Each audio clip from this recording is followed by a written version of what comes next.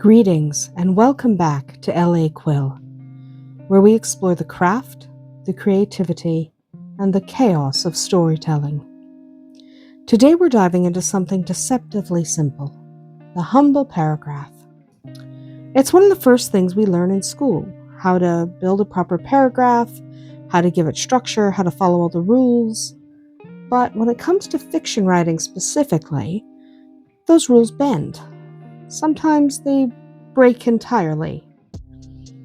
Because in creative writing, a paragraph isn't just a block of text. It's a tool, a rhythm, a way to control your reader's heartbeat. So let's talk about how paragraphs work inside a novel and about how you as a writer can use them to shape emotion, pacing, and tone. Let's start by shifting how we think about paragraphs.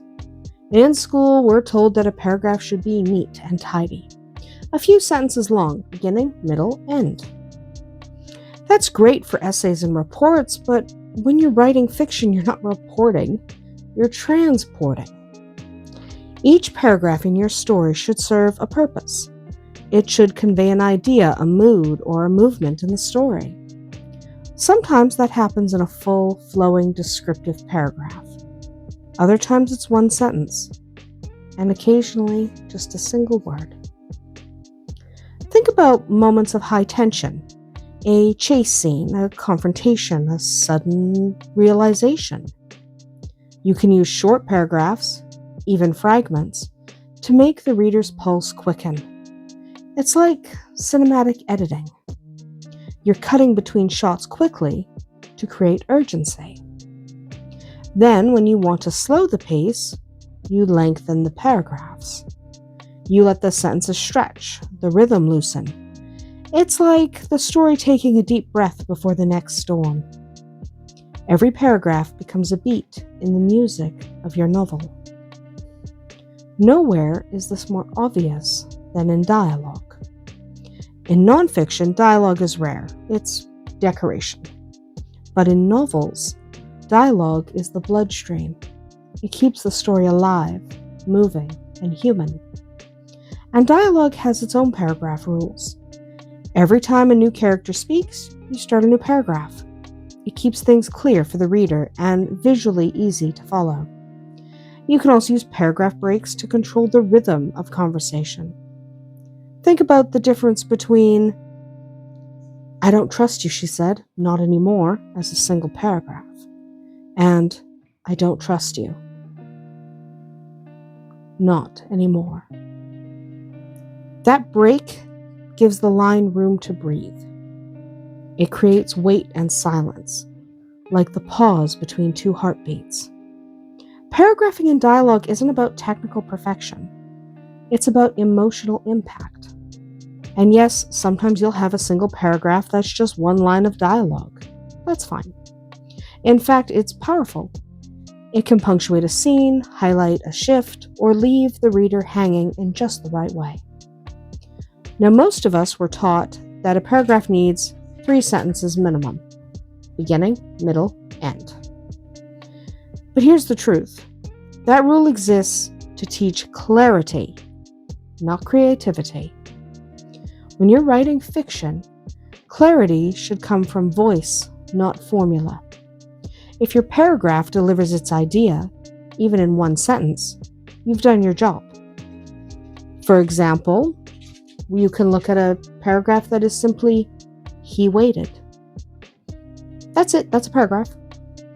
It tells us he's waiting, but it also invites tension. What is he waiting for? The reader leans forward. The word "waited" is doing the heavy lifting. It's carrying the whole emotional beat because of where you placed it, how you isolated it, what came before, and what's going to come after. The best paragraphs in fiction don't just say something, they do something. They change the scene, they reveal a thought, or nudge the reader towards the next page. The beauty of creative writing is in the variation. A page full of short, snappy paragraphs can feel electric, full of energy and tension. But a whole chapter like that becomes exhausting. Likewise, long, immersive paragraphs can be wonderful for atmospheres, but too many in a row and your reader starts to skim. The key is balance. Use your paragraphs to create texture. When something emotional or dramatic happens, tighten the structure. When you're exploring setting or internal thought, expand it.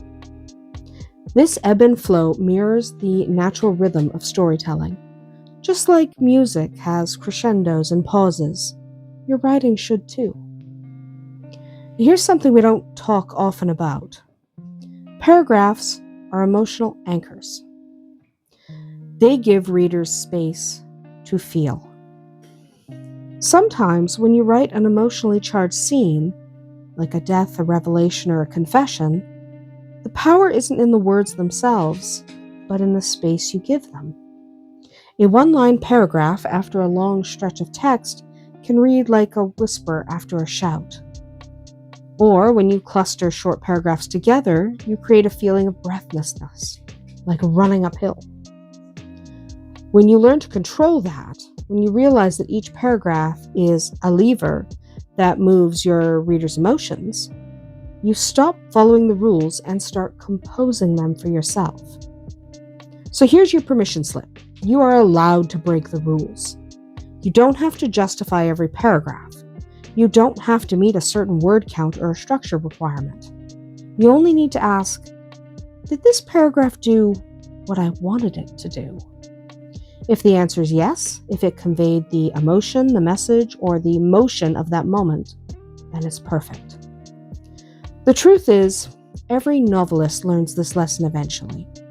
There comes a point when your story's voice is stronger than your fear of grammar rules. And that's where the magic happens. Because creative writing isn't about perfect paragraphs.